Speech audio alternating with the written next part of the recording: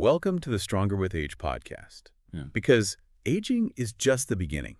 And today, we're diving deep into something that's probably on a lot of people's minds, the financial side of elder care and how we can all be ready for it. Looking ahead to 2025 and beyond, you've sent us a bunch of articles, really insightful stuff, and we're going to pull out the most important bits to help you feel like you're in the know and can really plan without drowning in all the details. We're going to be looking at what these services cost and, more importantly, the different ways to plan and manage these costs because they can get pretty significant. Right off the bat, what really stood out to me reading through these articles is just how big the whole idea of elder care actually is. Yeah. People hear that word and they might just think, oh, nursing home.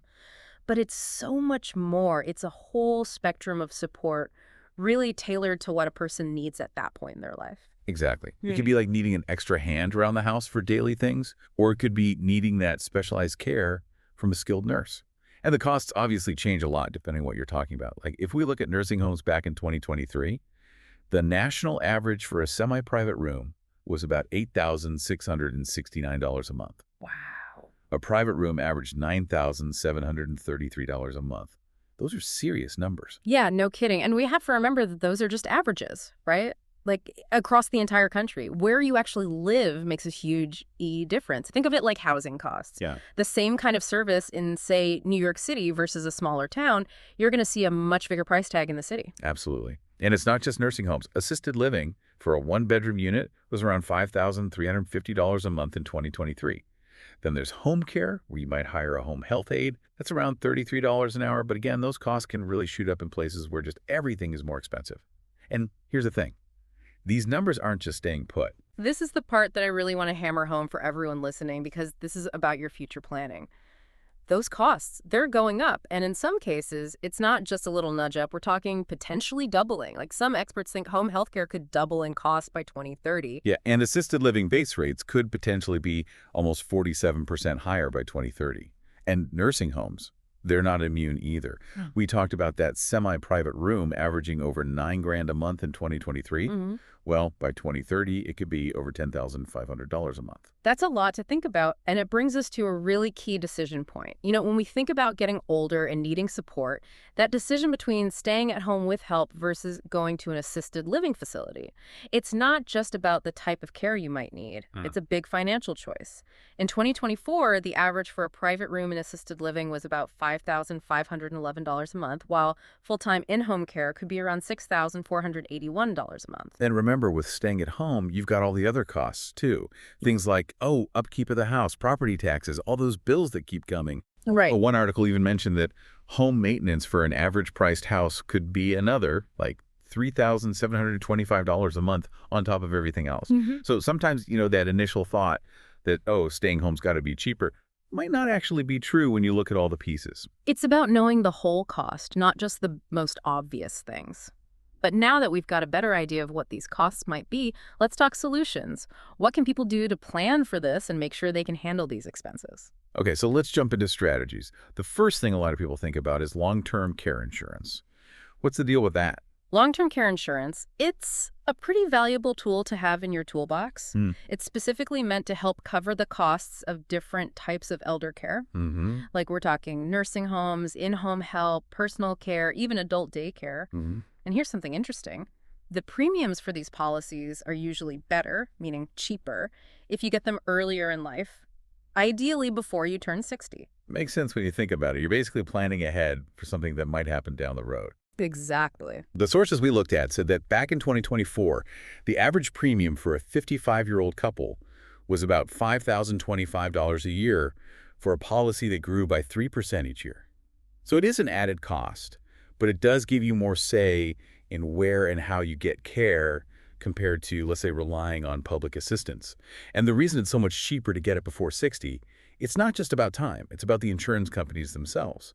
They get stricter about who they'll insure as people get older because the risks go up, so it gets harder to qualify and the premiums go way up. Exactly. It's a huge difference. Long-term care insurance gives you that control. You're not limited to a specific network of providers or bound by a bunch of rules like you might be with, say, Medicaid. You can choose to get care at home or in a facility, depending on what your policy allows. But yeah, it's an extra cost, and it might not be the best fit for everyone. So what about people for whom long-term care insurance just isn't an option? Let's talk about Medicaid and what's called asset spend down. Okay, so Medicaid, it's a big one. It's a federal and state program, and it's the biggest source of money for health services for people with limited income and resources. Uh, Now, the rules and who can get it, they change depending on where you live, but it usually covers nursing home care, sometimes home care too. The catch is you got to meet their income and asset limits. Yeah, and those limits can be pretty tight. Like our research showed that in New York in 2024, for someone 65 or older, the income limit was $20,784, and they could only have $2,000 in assets. That's not a lot to work with. No, it's not. And traditionally, people have had to spend down their assets. Pen down. Yeah, basically using their savings to pay for care until they have so little left that they qualify for Medicaid. I see. But here's the important part. There are totally legal ways to become eligible without wiping out everything you've saved. Okay, this is where it gets interesting Yeah. and potentially really helpful. One of those strategies is using asset protection trusts, right? Right. So an irrevocable trust, if it's set up properly, can be a way to protect some of your assets so they're not counted by Medicaid. Okay. The big thing here is irrevocable. Means once you put assets in and the trustee, the person managing it, takes over according to how the trust is written, you can't just change your mind.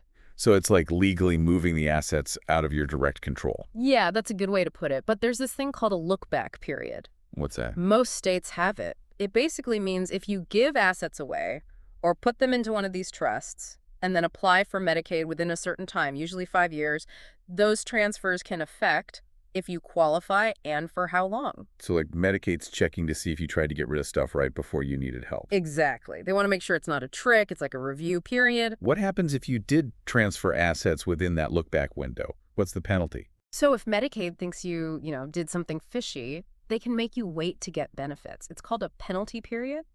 And how long you have to wait? Well, it depends on how much you transferred and what the average cost of nursing home care is in your area. It's calculated based on that. Like imagine someone transferred $120,000 and the average monthly cost for a nursing home where they live is $12,000. They'd have to wait 10 months. 10 months. Yeah, because they divide the amount transferred by the monthly cost. And this waiting period doesn't start until you actually need the nursing home care and you're otherwise eligible for Medicaid. Gotcha. Oh, and a quick note, in some places, like New York, this look-back thing only applies to nursing homes, not assisted living or home care. But those rules can always change. It's a good reminder to stay updated. Mhm. So what about just giving money to family? Like, couldn't that be a way to lower your assets? Well, it might seem simple, but it's actually riskier than using a trust because once you give that money as a gift, it's legally theirs. Yeah. And what if they get divorced or their business has trouble or someone sues them? All sorts of things could happen that could put that money at risk, even if you trust them completely. A trust is usually a lot safer. Okay, so trusts offer more protection. What else can people do if they need to apply for Medicaid before that 5-year look-back period is up? There are still options, even within that window. There are things like private annuities or promissory notes that can work, but they have to be set up in a very specific way to comply with federal laws. Okay. For instance, you could use some of your assets to buy a special kind of annuity, one that follows the Medicaid rules. And that annuity would pay you a monthly income, which you could then use, along with any other income you have, to pay for care during that time when you might not qualify for Medicaid because of other asset transfers. Because you used that money for a specific legal annuity, it wouldn't count as a bad transfer. It's kind of like having one pot of money to cover you for a bit while another pot is being protected. Clever. What about these things called pooled trusts? Pooled trusts can be super helpful, but only in some states. Okay. They're especially good for people who need home care or are in continuing care retirement communities and have more income than Medicaid usually allows. Right. With a pooled trust, the extra income goes into a special account that a nonprofit manages. You don't control it directly anymore, but they can use that money to pay for things like housing, food, utilities, things that, if you had to pay them yourself, would make you ineligible for Medicaid's long-term care benefits. But the rules about these trusts are different in every state. And so it's another thing to check out based on where you live. Now, what about personal care agreements? Those sound like something families might consider. Yeah, this is about making things official. A personal care agreement is a written contract where someone, often a family member, is paid for taking care of you. And if it's done right, with reasonable pay, those payments might not be counted as a bad transfer when you apply for Medicaid. It's good for a couple of reasons.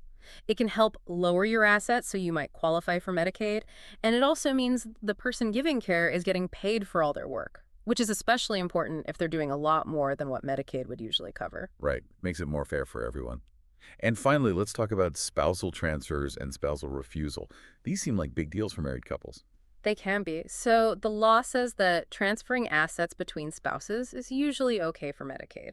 It means that if one spouse needs long-term care, they can often give their assets to the healthy spouse without messing up their eligibility for Medicaid.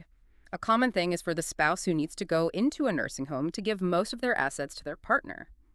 However, even though these transfers aren't penalized, the healthy spouse's assets will still be considered when figuring out if the other spouse can get Medicaid.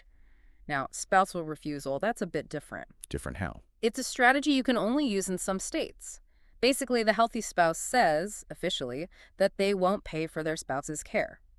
And in states where this is allowed, it can mean that the spouse who needs care can get Medicaid right away, even if their combined assets would normally be too high. That sounds pretty powerful, but there must be catches. There are. Even if one spouse refuses to pay, Medicaid might still come after them later to try to get some money back. However, there are ways to try to lessen the impact of that. And even if Medicaid does get some money back, it's usually based on the lower rates that Medicaid pays to nursing homes, which could still be a lot less than what the couple would have paid out of pocket. It's really important to remember that this isn't an option everywhere, and the rules can be complicated. So you really need to look into the specifics for your state and situation, probably with the help of a lawyer who knows this stuff well. So many things to consider. Now, beyond all this, what are some other cost-saving things people can do for elder care? Things that maybe don't involve all these legal strategies. Oh, tons. There are lots of practical things. Like in-home care is often cheaper than going into a facility, and you get to stay in your own space, which is a big plus. And, you don't always need 24/7 to help. Sometimes just a few hours a day, a few days a week can be enough and a lot more affordable than the monthly cost of assisted living. And we talked about it before, but the cost of that in-home care can change a lot depending on where you live. Yeah, location matters. What about government help besides Medicaid? Absolutely look into that. There's Supplemental Security Income, or SSI, which gives monthly payments to adults and kids with disabilities or very low income, and each state has its own programs for seniors, so check those out. Oh, and don't forget about veterans benefits. There's Aid in Attendance, which can give extra money to vets and their surviving spouses if they need help with personal care. There's a lot out there. Don't leave any money on the table. What about sharing housing or living with other people? Can that help with costs? For sure. Shared housing, where seniors live together and split the bills, can be a great way to save money and also not feel so isolated. And speaking of community, tap into those resources. Nonprofits often offer things like meal delivery, rides, and volunteer help, usually for free or really cheap. Senior centers are good places to find out about those things, too. It's about thinking outside the box and not assuming it all has to be about care facilities. And speaking of outside the box, what about family caregivers? How can we support them and make sure that's a sustainable situation financially? Respite care. That's the magic word. Give those caregivers a break. A break. Yeah, it's tough work, both physically and emotionally. And letting them take time for themselves prevents burnout. And in the long run, that means better care and maybe avoiding more expensive interventions later on if the main caregiver gets too overwhelmed or sick. There's adult daycare, in-home respite care, different options to give them a breather. Makes sense. A happy caregiver is a good caregiver, and probably cheaper in the long run. What about technology? Can that help save money on elder care? Tech is changing everything, including elder care. You've got things like remote monitoring systems, apps to help manage meds, and telehealth, where you can see a doctor remotely. Those things can provide really good care without someone needing to be there all the time, which can mean real cost savings. Studies have shown that using smart home tech, like those remote monitoring systems, can actually make your monthly healthcare bills lower. I wouldn't have thought of tech as a way to save money directly. Are there other simple things people miss? Oh, definitely. Don't forget about senior discounts.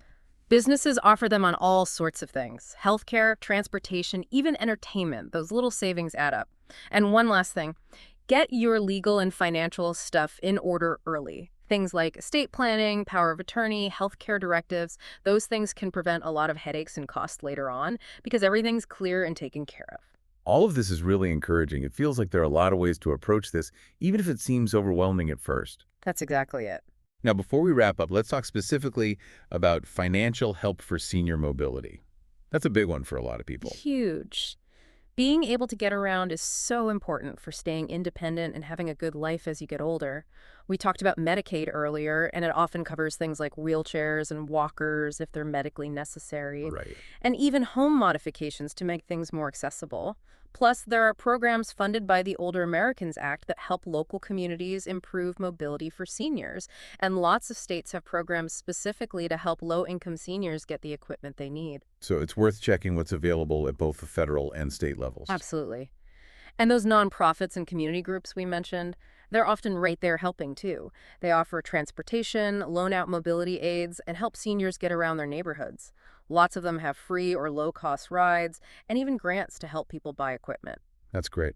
What about good old Medicare? Does that cover anything for mobility? It can. Medicare Part B might help pay for some equipment if it's considered medically necessary, but there are rules about who qualifies. And if you have supplemental insurance, that can help with copays and deductibles. Medicaid, as we talked about, can also cover some mobility aids and home changes, but what they'll do depends on where you live. So many layers of support to look into. Right. Now, if those public programs aren't enough, or if it's hard to get help that way, there are private options. Things like personal loans, financing from stores that sell mobility equipment, peer-to-peer lending, even crowdfunding. Some lenders give better deals to seniors, too. Interesting. And you mentioned tech subsidies before. Do those ever apply to mobility stuff? They do. Sometimes you can get subsidies for mobility devices and tech from the government, nonprofits, or even the companies that make them. These subsidies can really help because things like wheelchairs and scooters can be expensive. It's a good reminder to really look at all the options. Exactly. The key is finding the right combination of support that works for your specific situation and budget. So basically, when it comes to elder care and the money part of it, being proactive and informed is key. You got to know what you're up against, explore all your options, from insurance and government programs to asset protection, and think about ways to save money and get help with mobility. And most importantly, find out the specific rules and programs in your state, and maybe talk to a financial advisor or lawyer who specializes in elder care. Couldn't have said it better myself. What people should really take away from this is there's no one right answer for everyone. It's about looking at your own situation, figuring out your options, and making choices that fit your needs and goals. Okay, there you have it. Hope you enjoyed this deep dive. Stay tuned for upcoming episodes. Bye.